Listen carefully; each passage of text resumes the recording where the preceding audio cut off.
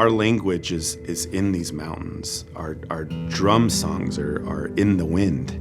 And so when we take our elders out there and we experience nature and we experience the places that we go see and we actually put feet on the ground, it reignites that connection. And it's almost like even though we may not be there anymore, or it's been 150 or however more years since we were able to step foot on that connection's still there.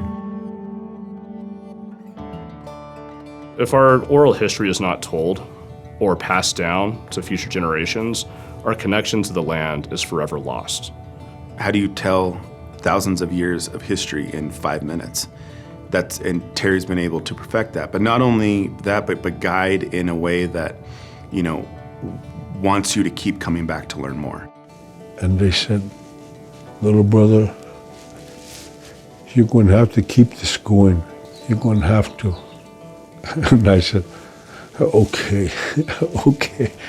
So what else can I do? When I was learning from Terry right out of the gate, I was 23 years old. If Terry was in the non-native world or had a position off the reservation, it would easily be a tenured professor for years and years of education that he can provide. Terry is our Ute walking library.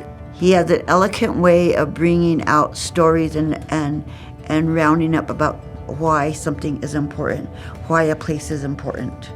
And that Ute perspective and that voice that he accounts comes from his learning and his teachings that he got from his own elders. I guess what I've learned from my people, my elders, what they said and how life is, how people are, and I see it comes out among people, not only the Utes, Indian people, but all people. And I look at it and say, that's what they were talking about. That's what my elders was talking about. The historic preservation laws that exist today did not always involve Native American tribes' perspectives or desires or concerns. At the time, in the 70s, the state of Colorado had collections of Native American human remains that were not being returned to either the two Ute tribes that were advocating for them. And this was prior to Native American Graves Protection Repatriation Act that passed in 1990. So having somebody like Terry lead that conversation was light years ahead of other states and where we were, I think, as a country itself. Him and my late father, Alden Naranjo, so they were kind of at the forefront. He was at the forefront there when things were just beginning. They were able to work with state and federal agencies to be able to advocate for an establishment of legal protection on a state level for unmarked graves that are of Native Americans so that they can be rightfully returned in a respectful manner to the place where they should have been all along. Had it not started with Terry and those that advocated that change for the state, we would be nowhere near where we are today. The impact that Terry has is so much broader than Colorado. He's doing the work that he was born to do.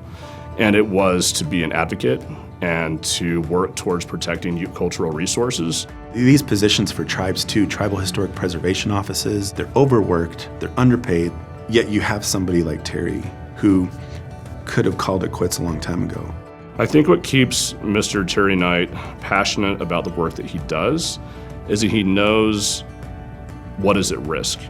We may see or hear of words around conservation importance and preservation importance and stewardship and all these other things, but what it comes down to indigenous peoples, those are hard terms for us to translate to our elders because, stewardship is something that indigenous people have always had. So when we're out there working, preserving, we have to preserve this. Why? Because it's good, it's beautiful, it's wonder, it's got the spirit, it's got the energy. You don't want to tear it up. The idea to try to preserve it the best way you can. How do we capture that for that next 23-year-old or that high school student to be able to make sure that they know that they're standing on the shoulders of giants?